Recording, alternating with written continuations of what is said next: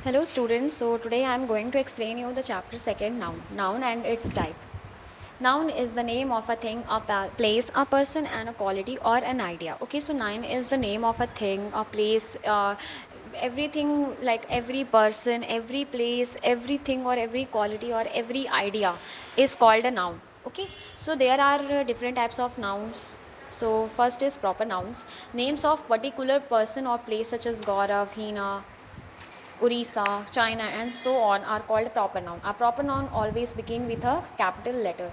So noun is like a particular person. If we talk about a particular person or a place or a thing which has name like Gaurav, Hina, Orissa, China, and so on is called proper sentence. And this type of noun is always start with capital letter. The second one is common nouns, general names for people, animals, things, or objects that belongs to common class such as boy, girl, goat, horse, house, school, sugar, iron, and so on are called common nouns. So common noun is like we in which we talk about people, things, or object that belongs to any kind of group or like boy group. Here we are not talking about some particular or some specific person or a thing or a place, so that is why it is called common noun. The collective noun, name of thing, object and person that are referred to as group such as people, team, nation, herd, swarm, and so on are called collective nouns. So here when things, person and any object are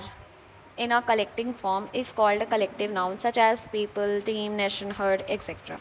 Material nouns, words that refer to substances or materials such as sugar, water, oil, copper, gold, silver, and so on are known as material nouns. Abstract nouns, words that refer to qualities, condition, ideas, action, feelings such as emotion, beauty, poverty, knowledge, wisdom, weak, anger, love, and so on are known as abstract nouns. Here, abstract noun is refers to qualities, condition, ideas. We cannot see or touch these type of thing. We can only feel and assume. So that is why it is called abstract noun. Abstract noun can be of two type: attributive noun, name of quality, characteristics or attributes are called attributive nouns. Such noun can be formed from adjectives and nouns. For example, poverty from the adjective poor, knighthood from the common noun knight, scholarship from the common noun scholar, and so on. So here verbal nouns, nouns that are made from verbs are known as verbal nouns such as examiner from examine, designer from design, walking from walk, and so on. So here abstract noun can be of two type: attribute nouns. Here and a noun can be formed from adjectives and nouns. So here you can see that poverty is formed from the adjective poor, knighthood is formed from the common noun knight, scholarship is formed from the common noun scholar, and so on. Here verbal nouns that are made from verbs. Here any noun which is made from a verbs are known as verbal nouns such as examiner. Examine is a verb and a noun made from the examine is known as examiner.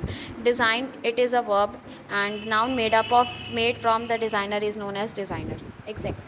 So now we will know about the countable and uncountable noun. Countable noun, noun that can be counted or are called countable nouns. So example, books, pens, pencil, bags, chair, tables, and so on. This can be of two types: singular example, a plate, a man, a dog, a bed, and so on, and plural example, two plates, five men, 20 dogs, 15 beds, and so on. The indefinite article a and can be used with countable noun. A cow is a domestic animal. So here, there are mainly two types of noun: countable and uncountable.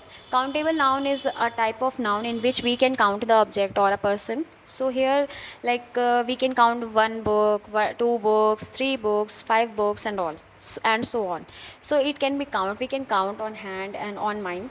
But in uncountable noun, noun that denote material, substances, ideas, or concepts, feeling, and emotion can be counted. Cannot be counted. Such noun are uncountable nouns. Here, any type of noun like material, substance, ideas, feelings, emotion, it cannot be counted. So that is why it is known as uncountable noun. Hope you understood this chapter very well. You know, you understood about the noun very well. So thank you so much for watching.